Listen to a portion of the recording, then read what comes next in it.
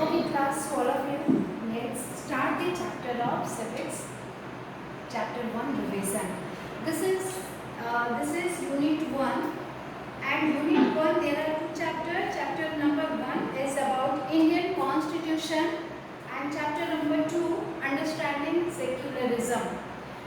The Indian Constitution इस chapter में हमने क्या क्या पढ़ा था?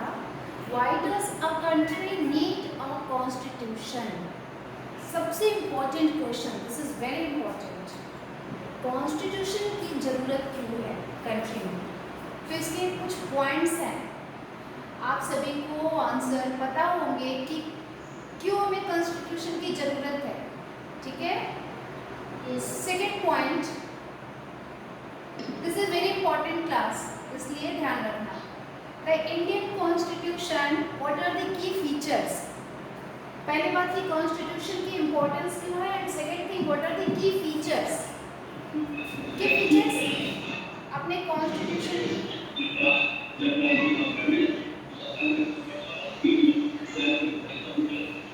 Class 8, all of you mute your mic. बेटा आप सारे बच्चे माइक म्यूट कर लो, ठीक है? तो एक तो ये भी पॉइंट हो गया. एंड थर्ड इज की फीचर्स के बाद जो हमें थर्ड इम्पोर्टेंट इसमें क्या पढ़ना है, दैट इज कुछ नहीं एक्सरसाइजेस, ठीक है? तो बस दो ही इम्पोर्टेंट चीज़ें हैं. तो अभी क्योंकि I am taking you revision class, so this is very important to know why does a democratic country need a constitution. देखो, अगर हम अपने घर में रहते हैं, ठीक है, घर में रहने के लिए घर तो चलता ही है, लेकिन एक होता है कि रूल रेगुलेशन के साथ घर को चलाना, डिसिप्लिन तरीके से घर को चलाना, जिससे घर प्रॉपर रन कर सके. ठीक वैसे ही एक कंट्री को अगर अच्छे से रन करना है तो उसके भी कुछ रूल रेगुलेशन होने चाहिए, कुछ लॉज होने चाहिए, कुछ प्रोसीजर्स होने चाहिए, कुछ प्रोसेस होने चाहिए. नहीं तो सब अपनी मनमानी करेंगे, नहीं तो मेजॉरिटी माइनॉरिटी के ऊपर अपनी अथॉरिटी दिखाने लगेगा, नहीं तो जो माइनर पीपल्स है उनके साथ क्या होगा, वो अपनी राइट्स को एंजॉय ही नहीं कर पाएंगे, ठीक है? तो इन सारी चीज़ों को, और वैसे भी हमारा कंट्री तो डेमोक्रेटिक कंट्री है, तो यहाँ पे इतनी सारी डाइवर्सिटीज़ है, इतनी सारे डिफरेंसेस हैं, लैंग्वेज को लेकर, कल्चर को लेकर, ट्रेडिशन सबका अलग अलग है, रिलीजन अलग है, कास्ट अलग है. तो इतनी सारी डाइवर्सिटीज़ के लिए कुछ तो चाहिए ना, कुछ तो हेड ऑफ डिपार्टमेंट होना चाहिए जिसको सब लोग फॉलो करें और जिससे कंट्री अच्छे से गवर्न हो सके, रन हो सके, ठीक है? तो डेमोक्रेटिक कंट्री में कॉन्स्टिट्यूशन की ज़रूरत क्यों है, इसको पॉइंट्स में समझो. तो अगर आप पॉइंट्स की बात करें तो सबसे पहले देखते हैं कि कॉन्स्टिट्यूशन का मतलब क्या हुआ, कि the rules, the document that has rules and regulations by which a country is governed. Clear? Number 2, why does a democratic country need a constitution? तो इसको आप बता सकते हो कि it lays out certain ideals. Constitution में कुछ ideals होते हैं that form the base of the country. जो देश का बेस होता है, ideals होते हैं. तो पहला कीवर्ड क्या मिला, ideals. Certain ideals are in constitution on which the country is governed. Clear? अब इसमें देखो नंबर 2, अगर हम सेकेंड पॉइंट की बात करते हैं, जैसे आपने देखा है कि नेपाल का जो एग्जाम्पल दिया था, तो नेपाल कहाँ पे पहले, जहाँ पे वहाँ पे मोनार्कियल फॉर्म ऑफ गवर्नमेंट थी, बट जब वहाँ पे स्ट्रगल होता है और जो वहाँ पे चेंज होता है गवर्नमेंट में, कि वो होती है democratic form of government establish होती है. अब क्योंकि ये चेंज हो रहा है, तो इन दोनों चेंज से क्या होता है, कॉन्स्टिट्यूशन में भी चेंज आएगा. पहले जो पावर केवल किंग के हाथ में थी, अब वो पावर आ जाएगी इलेक्टेड जो रिप्रेजेंटेटिव होते हैं लोगों के, ठीक है, उनके हाथ में आ जाएगा. तो ये तो एक तो हो गया आइडियल्स की बात. अगर हम दूसरी चीज बात करते हैं, सेकेंड इम्पोर्टेंट पर्पस क्या होगा, to define the nature of country political system. Country का पॉलिटिकल सिस्टम कैसा है, किसी भी देश का पॉलिटिकल सिस्टम कैसा है ये कॉन्स्टिट्यूशन में मेंशन होता है। तो अगर सिस्टम मेंशन है, बता दिया गया, तो उसी को बेस बना के कंट्री जो है वो रन करेगी। ठीक है, तो ये सेकेंड पॉइंट हुआ। अगर हम थर्ड पॉइंट की बात करते हैं, अच्छा ये जो अगला नेक्स्ट आपका फंक्शन हुआ वो ये कि इंश्योर इक्वालिटी, मतलब कि इंश्योर करना कि जो डोमिनेंट ग्रुप है वो पावर का यूज नहीं कर रहा है, जो माइनर पीपल है, जो माइनॉरिटी में है, या जो लेस पावरफुल है, या जो पुअर पीपल है, डिप्राइव्ड पीपल है, उनके अगेंस्ट में डोमिनेंट ग्रुप जो है वो अपने पावर का मिसयूज नहीं कर रहा है। ठीक है, तो इसके लिए क्या जरूरत है, पॉलिटिकल सिस्टम मेंशन होना चाहिए कि कैसे, अगर कोई मान लो पॉलिटिकल लीडर है तो वो लीडर क्या करेगा, वो लीडर क्या करता है, मनमानी करने लगेगा, अपनी अथॉरिटी दिखाने लगेगा, आर्बिट्री रूल फॉलो करने लगेगा। तो उनको कंट्रोल करने के लिए कॉन्स्टिट्यूशन है, उनको कंट्रोल करने के लिए जुडिशरी है। क्लियर? तो जुडिशरी भी किसको फॉलो करता है, कॉन्स्टिट्यूशन को फॉलो करता है। क्लियर? तो constitution is the soul of the country, हम कह सकते हैं। क्लियर?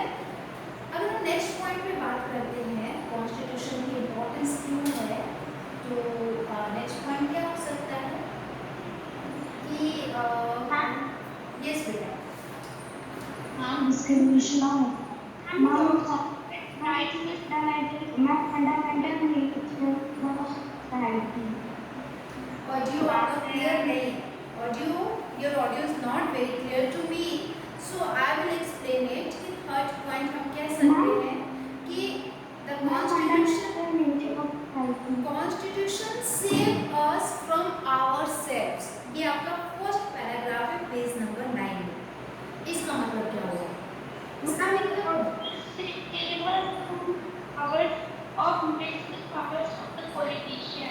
यस, और इसका मतलब आप ये भी कह सकते हो कि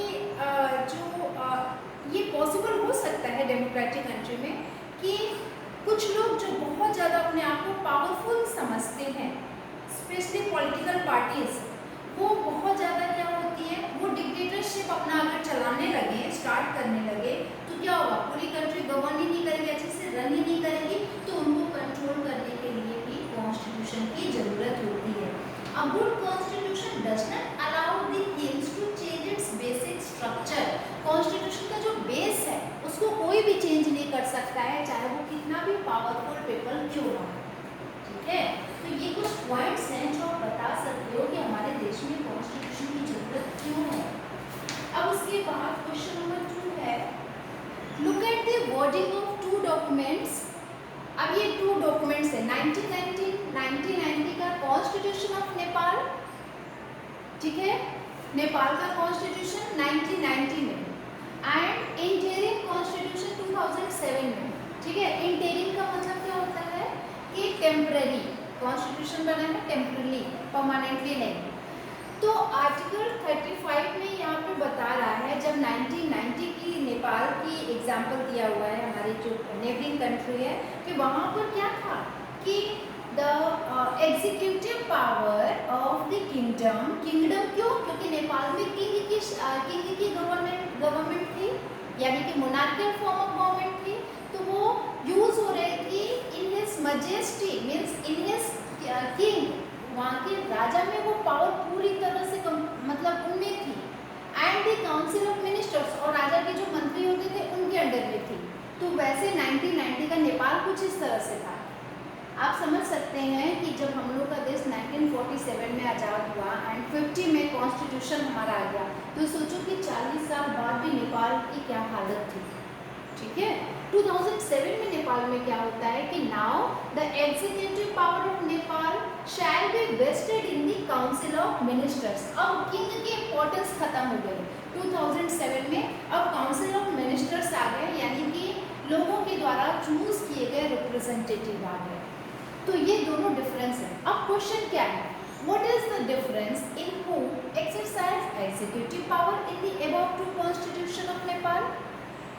ठीक है, तो दोनों में डिफरेंस क्या है? तो डिफरेंस ये है कि एक जो एग्जीक्यूटिव पावर था किंगडम ऑफ नेपाल का, that will be vested. Vested मतलब वो किसके हाथ में था? In his majesty. मजेस्टी मतलब किंग के हाथ में, and the council of minister. But that in the 2007 constitution the power changed into the hands of council of ministers. Clear? What would happen if there were, question number 3, if there were no restriction, अगर कोई restriction ही ना हो on the power of elected representative, जो representative है उनके power में अगर कोई restriction ही ना हो, तो बताओ ये लोग क्या करेंगे? अपनी मनमानी करेंगे, है ना? करेंगे arbitrary? Yes बेटा. Let's mark. They will misuse their power and will dominate the minority and support the majority. Very good. वो क्या करेंगे? पावर का मिसयूज करेंगे. कौन सी पावर? पॉलिटिकल पावर जो कॉन्स्टिट्यूशन से उनको मिला है, जो एक मिनिस्टर बनने के बाद बहुत सारी पावर मिल जाती हैं और ये लोग बहुत ज़्यादा पावरफुल हो जाते हैं, लेकिन वो अपने ही रिप्रेजेंटेटिव में जहाँ से वो चूज होके आए हैं वहीं पर अगर वो उसका मिसयूज करने लगे, मिसयूज करने का मतलब क्या हुआ कि वो उनको जो वर्क ऑथोराइज्ड किया गया है वो उस वर्क को नहीं कर रहे हैं, वो अपनी ड्यूटीज़ को फॉलो नहीं कर रहे हैं. एक एमएलए है, एमएलए तो स्टेट का हो गया, हम क्योंकि सेंट्रल पढ़ रहे हैं तो हम एमपी की बात करेंगे. मेंबर ऑफ पार्लियामेंट कितने एमपीज जो है अपने एरिया में काम करते हैं, वो क्या करते हैं? पावर का मिसयूज करते हैं. वो चाहे तो बहुत कुछ कर सकते हैं. इंडिया का पूरा जो डेमोक्रेटिक फॉर्म है वो पूरा का पूरा चेंज हो सकता है इन लोगों की वजह से, लेकिन ये उस लेवल का जो कि मेंशन है हमारे कॉन्स्टिट्यूशन में उस तरह से काम नहीं करते हैं. पर हमारा यहाँ क्वेश्चन है कि if there were no restriction on the power of elected representative, then they will follow the arbitrary rule. Arbitrary rule मतलब मनमानापन करेंगे. जो माइनॉरिटीज़ हैं, जो डिप्राइव्ड पीपल हैं, जो पुअर पीपल हैं, उनकी राइट्स जो है वो क्या होगी? एक्सप्लॉइट होगी, उनकी राइट्स खत्म हो जाएगी. ठीक है, तो इससे इक्वालिटी खत्म हो जाएगी. इक्वालिटी खत्म होगी तो डेमोक्रेसी का जो मेन इसेंस है वो खत्म हो जाएगा. तो इसलिए constitution is important here for restriction on the power of elected representative.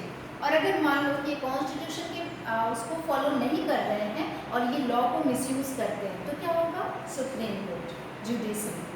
ठीक है, और जुडिशरी जो हमने पढ़ा था कि 3 पिलर्स ऑफ गवर्नमेंट, एग्जीक्यूटिव में सारे council of ministers, and second is executive, legislative one who make the law. जितने भी एमपीज होते हैं जो पार्लियामेंट में बैठते हैं, दैट इज लेजिस्लेटिव. एग्जीक्यूटिव, ये सारे लोग एग्जीक्यूटिव होते हैं जो पावर को इम्प्लीमेंट करते हैं. ठीक है, तो ये सब लोग. And judiciary, court. तो कोर्ट देखेगा, और कोर्ट किसके बिहाफ पे देखेगा? कॉन्स्टिट्यूशन के अकॉर्डिंग देखेगा. तो कॉन्स्टिट्यूशन यहाँ पे रिस्ट्रिक्ट करता है इनके पावर को. इस टाइप के क्वेश्चंस आपके पेपर में पूछे जा सकते हैं. Try to give answer in the points. ठीक है, तो कॉन्सेप्ट तो क्लियर ही हो गया. Number 4, in each of the following. Yes ma'am मुझे लेजिस्लेटिव समझ नहीं आया. जितने भी एमपीज होते हैं ना सेंट्रल में लॉ बनाने का काम कौन करता है? लोकसभा, राज्यसभा, प्रेसिडेंट. लोकसभा में कैबिनेट पीएम एंड उनके मिनिस्टर्स होते हैं. राज्यसभा में जो राज्यों के रिप्रेजेंटेटिव होते हैं. ठीक है, यही लोग मिल करके प्रेसिडेंट्स उस पर साइन करता है, ये लोग डिसीजन लेते हैं, डिस्कशन होता है पार्लियामेंट में, फिर लॉ फॉर्म होता है. दोनों उससे हाउसेस से पास कराया जाता है बिल को. फिर वो bill after the sign of presidents it become law. तो लॉ इस तरह से बनता है. तो ये सारे लोग लेजिस्लेटिव कहे जाते हैं. क्लियर?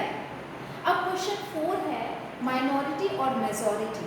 आप बताएंगे कि in a school with 30 teachers 20 of them are male. तो 20 मेल हो गए, तो माइनॉरिटी में कौन हुए? Female teachers. ठीक है, बिकॉज हाँ, तो 10 female teachers, 10 teachers are female, so they are in minority. अब यहाँ पे क्या हो सकता है माइनॉरिटी के केस में? अब फीमेल जो टीचर्स है, अब ये भी हो सकता है यहाँ पे कि उनकी जो डिमांड है, जो वो चाहती है फीमेल टीचर्स, अगर मेल टीचर्स मेजॉरिटी में है तो वो उनको नहीं सुनेंगे। वो अपना अपना मतलब कोई भी स्कूल में कोई भी चेंज करना है, एडमिनिस्ट्रेटिव चेंज करना है, कुछ भी ऐसा चेंज करना है, स्टूडेंट्स के लिए कुछ करना है, तो फीमेल टीचर्स नहीं कर पाएंगे क्योंकि माइनॉरिटी में है। तो यहाँ पे रोल किसका आ जाता है? डेमोक्रेसी का, क्योंकि हम डेमोक्रेटिक कंट्री है, यहाँ पे मेजॉरिटी माइनॉरिटी का कोई कॉन्सेप्ट नहीं है, क्योंकि हमारे कॉन्स्टिट्यूशन में फंडामेंटल राइट्स दिया हुआ है, right to equality. And you already know कि अगर किसी ने भी जो 5 फंडामेंटल राइट्स को एक्सप्लॉइट करता है, तो जो हमारा नंबर 6 फंडामेंटल राइट है, दैट इज क्या है? वो 6 जो फंडामेंटल राइट है उसका क्या नाम है? आपको नेम नहीं पता?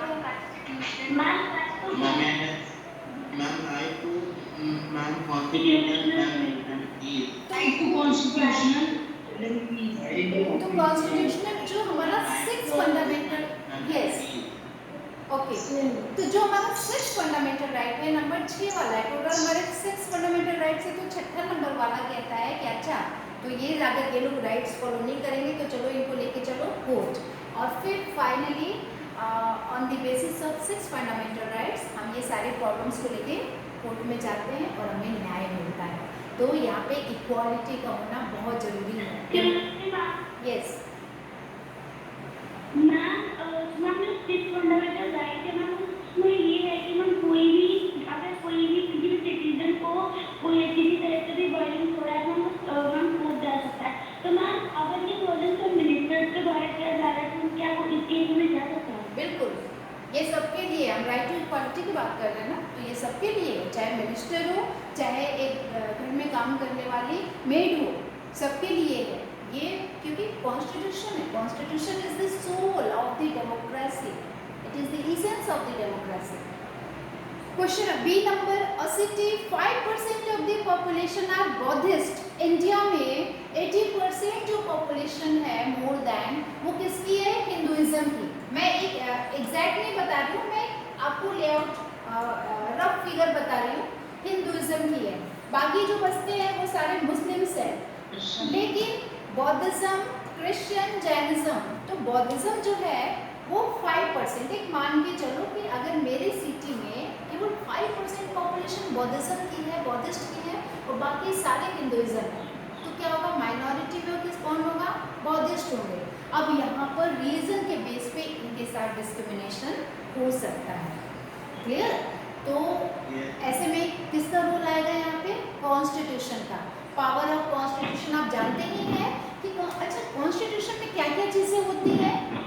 कॉन्स्टिट्यूशन में प्रियम्बल होता है, प्रियम्बल मतलब इंट्रोडक्शन, ठीक है। फिर कॉन्स्टिट्यूशन में क्या होता है? Fundamental rights, fundamental duties, political systems, जितने भी पॉलिटिकल इंस्टीट्यूशंस है वो कैसे काम करेंगे, उन सब के बारे में मेंशन है। तो ये सारी चीज़ें मिला करके क्या होता है, क्या करती है ये सारी चीज़ें? ये हमें बताती हैं, हमें गाइड करती हैं, गवर्नमेंट को गाइड करती हैं कि कैसे गवर्नमेंट चलेगी। In a factory mess for all employees 80% are vegetarians. तो जो 20% नॉन वेजिटेरियंस हैं मेस में खाने वाले, उनके लिए क्या होगा? अब वो कहेंगे कि भाई हमारी मांगें पूरी करो, हमें मीट चाहिए खाने के लिए, और फैक्ट्री में एम्प्लॉयज़ के लिए, उनके लिए मान लो कि कुछ है ही नहीं, तो यहाँ तो वेजिटेरियंस जो है वो कैसे है? वो डोमिनेंट्स फॉर्म में है, ठीक है। तो यहाँ पे क्या होगा? यहाँ पे इक्वालिटी, राइट टू इक्वालिटी के अकॉर्डिंग, कॉन्स्टिट्यूशन के अकॉर्डिंग, जो 20% नॉन वेजिटेरियन है उनको भी उनकी जो डिमांड है वो भी फुलफिल होनी चाहिए, ठीक है। तो इस तरह की चीज़ें हैं। Number 5, this is the key feature of constitution, it's very important class. Federalism, what is federalism? What is separation of power? Fundamental rights, parliamentary form of government. तो फेडरलिज्म की इम्पोर्टेंस क्या है? Anyone? Can anyone tell this? First, बेटा एक minute. Okay तनु, federalism पहले explain करो। What is federalism? Ma'am, in federalism, it refers to more than one level of government very As good. there are three level of governments, हाँ, that is state level, district level, and central government. very good. We have more than one form of government, central, state and local government. तो federalism क्या हो गया, clear हो गया. अब इसकी importance क्यों है, क्योंकि हमारी कंट्री जो है वहाँ पे 28 स्टेट्स एंड 8 यूनियन टेरिटरीज हैं. इतना सब कुछ होने के बाद अलग अलग एक सेंट्रल गवर्नमेंट पूरी कंट्री को रन नहीं करा सकती, नहीं चला सकती. इसलिए अलग अलग पावर्स का डिवीजन हो गया है गवर्नमेंट में. क्लियर. तो इससे क्या होगा कि हर एक स्टेट्स के जो चीफ मिनिस्टर है वो अपने स्टेट्स की चीज़ों को अच्छे से समझ सकते हैं कि स्टेट के लिए वेलफेयर किस में है, डेवलपमेंट कैसे होगा. तो इसलिए वहाँ का पावर स्टेट संभालेगी. विलेज में अब चीफ मिनिस्टर आके विलेज की पावर को क्या देखेंगे कि विलेज में क्या प्रॉब्लम आ रही है, तो वो क्या करेंगे, वहाँ के जो लोकल पीपल है, जो हेडमैन है और ब्लॉक लेवल पे जो लोग होते हैं, उन सबके हाथ में पावर दिया हो कि भाई तू इस राज्य को संभाल, तू इस एरिया को संभाल. ठीक है. तो ये सारी चीज़ें क्या होंगी, ये इम्पोर्टेंस है यहाँ पे decentralisation of the power between local, state and central. Clear. Local, state and central. Separation of power, what is this? सिमरजू. यस यस बेटा. Ma'am, after this, ma'am, according to the constitution, ma'am, there are three organs of the government. हाँ, Ma'am, these are legislative and executive and judiciary. Very good. Separation of power means की division of power between executive, legislative and judiciary. तो ये तो हो गया, लेकिन अब यहाँ पे क्या है कि ये पावर का डिवीजन क्यों है, इसकी इम्पोर्टेंस क्या है, कौन बताएगा? मैं tell करूँ. नो नो नो, नॉट करना. नेक्स्ट कोई दूसरा. Who is this? अमृता. एक मिनट बेटा, रुको, एक और आवाज आ रही है, मैं देख लूँ वो कौन है. Who is this? This is no, not Simarjot. बेटा, yes, you will tell. After each of the powers, act like the check on the other organs.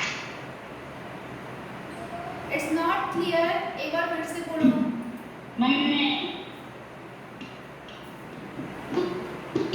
The powers act like a check on the other powers. बिल्कुल. ये एक power अगर executive में है या legislative ने law form कर दिया तो उसको इम्प्लीमेंटेशन करने का काम करेगी एग्जीक्यूटिव, और उनको चेक करने का काम, उनको कंट्रोल करने का काम करेगी जुडिशरी. ठीक है. तो ये तीनों पावर में डिवीजन होने से एक मिनट जस्ट अ मिनट, इसकी इंपॉर्टेंस क्या हो जाएगी पावर का कि एक दूसरे के ऊपर कंट्रोल होगा, चेक होता रहेगा. ठीक है. कि ये लोग कहीं मनमानापन ना करें. यस बेटा. Actually, ma'am, Yes. ma'am, may I define the legislator Ma'am, may I and tell? executive? Uh, May I define the legislator, ma'am, legislator and executive? you don't know what is this? Ma'am, may I define the legislator and executive?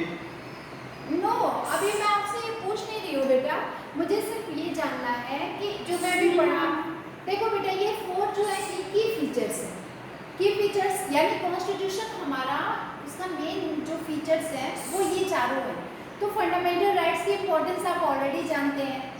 एक बच्चा बताइए what is the importance. Devansh, Yes, ma'am. What is the importance of fundamental? Ma'am, fundamental rights, ma'am, they protect citizens against the absolute exercise of power very done good. by the state. Next anyone? Ranveer Kumar.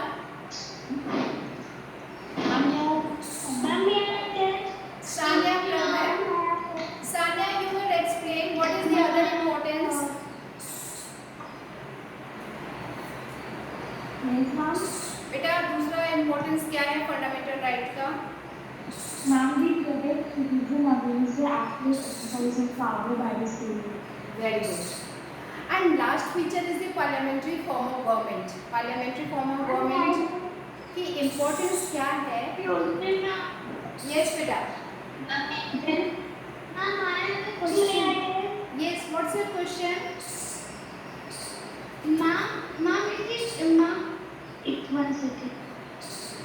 Mansi, yes, Yes, ma'am. बोलो बेटा। Ma'am, is it necessary that all countries have a constitution who are democratic? No, it's not necessary. There are more than 119 countries in the world. So it's not necessary कि बहुत सारी countries जो है वो democratic country हैं। ऐसा है कि डेमोक्रेटिक कंट्री भी है, मोनार्कियल फॉर्म ऑफ गवर्नमेंट है, कहीं पे ऑटोक्रेसी भी चलती है, like north Korea, like China, ठीक है। तो ये कुछ ऐसे देश है जहाँ पे डेमोक्रेसी नहीं है, सिर्फ कहने को है, डेमोक्रेसी नहीं है। हाँ, तो मैम ये देश में चलती कैसे होंगे विदाउट एनी कॉन्स्टिट्यूशन? क्या क्या क्या क्या मानसी, क्या बोले बेटा? मैम ये डेमोक्रेटिक कंट्रीज हैं मैम, बट इनमें कॉन्स्टिट्यूशन होता नहीं, तो ये चलती कैसे होंगे? इसलिए चलते हैं क्योंकि वहाँ पे वन पार्टी रूल होता है। जैसे चाइना में आप देखेंगे कम्युनिस्ट पार्टी जो होती है वही रूल करती है। तो वहाँ पे क्या है कि जो वो पार्टी कहती है उनकी बात सब लोग फॉलो करते हैं, वो लोग अपनी अथॉरिटी बना के रखे हुए हैं, ठीक है। तो वो उनको फॉलो करना पड़ता है उस देश के लोगों को। अब वहाँ पे क्या होता है ना कि जो आप चाइना की इतनी डेवलपमेंट देखते हैं वो क्यों है, इंडिया में इतनी क्यों नहीं है, जबकि इंडिया की पॉपुलेशन से ज़्यादा चाइना की पॉपुलेशन है। सिर्फ इसलिए क्योंकि वहाँ पे वन पार्टी रूल है। हमारे इंडिया में देखो जो चाहे वो पार्टी बना सकता है, इसकी बहुत बड़ी ये ड्रॉबैक है, ठीक है। तो डेमोक्रेसी की भी कई कुछ प्रॉब्लम्स हैं, प्रोस एंड कॉन्स हैं। तो ये प्रॉब्लम है जिससे हम लोग चाइना को कंपेयर नहीं कर पाते हैं, उसको कम्पीट नहीं कर पाते हैं। क्लियर? अच्छा देखो क्लास अभी तक जो बचा हुआ है ये आपका यहाँ पे कंप्लीट होता है क्योंकि टाइम ओवर हो चुका है। एंड क्वेश्चन नंबर 6 में क्वेश्चन नंबर 6, अच्छा ये आप एक मिनट बेटा, ये आप जरा अपना ग्लोसरी देख लेना। This is your homework and it is important for your exam point of view. All of you remember this, learn the glossary, arbitrary, ideal, Indian national movement, politics, survey, human trafficking, that is important। ये तो ये सारे points जो हैं ये आप अच्छे से लर्न कर लेना glossary। So all of you, see you in the WhatsApp class. Thank you so much everyone.